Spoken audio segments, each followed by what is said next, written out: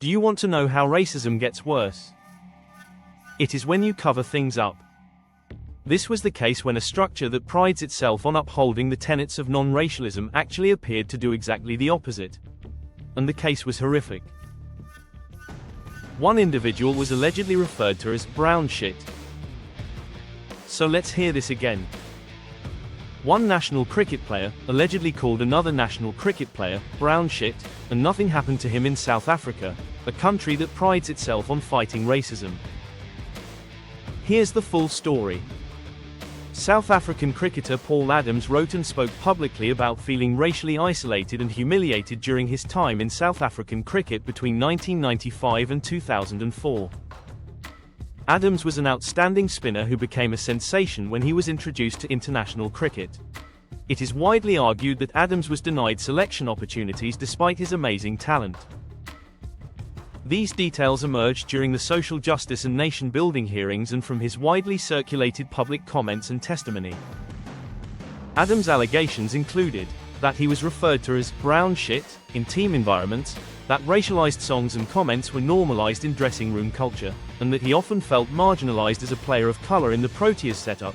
He also described broader issues of exclusion and the psychological impact of being treated differently within a supposedly unified post-apartheid team environment. One of the central themes of Adams' public comments was not only overt racism, but the culture around it, namely that racist behavior was treated as normal team banter rather than something serious. That became a major issue during the hearings because critics argued it reflected a deeper institutional culture within South African cricket at the time. All of this was contained in a detailed 235-page interim report produced by advocate Dumisa Ntsebeza, who headed the Social Justice and Nation Building Commission investigating allegations of racial discrimination in South African cricket. Among other findings, Ntsebeza was critical of former South African captain Graeme Smith's decision to appoint Mark Boucher as head coach of the national team ahead of Enoch Nkwe, a black coach who briefly served as national team director.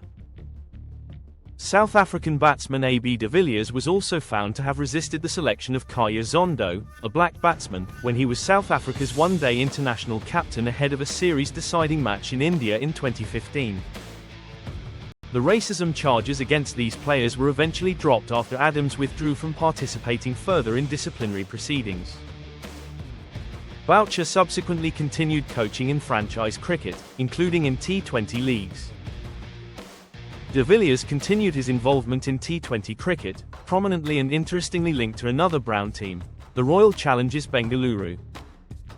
And Graeme Smith remained a major figure in South African cricket, playing a leadership role in the SA20 League, South Africa's version of the IPL-style T20 competition. For all three men, their public image and commercial standing has remained largely intact.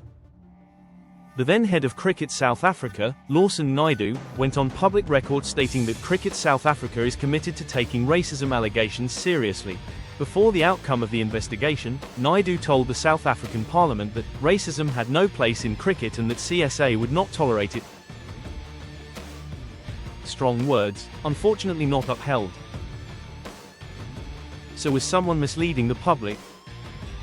Or are we just getting this all wrong?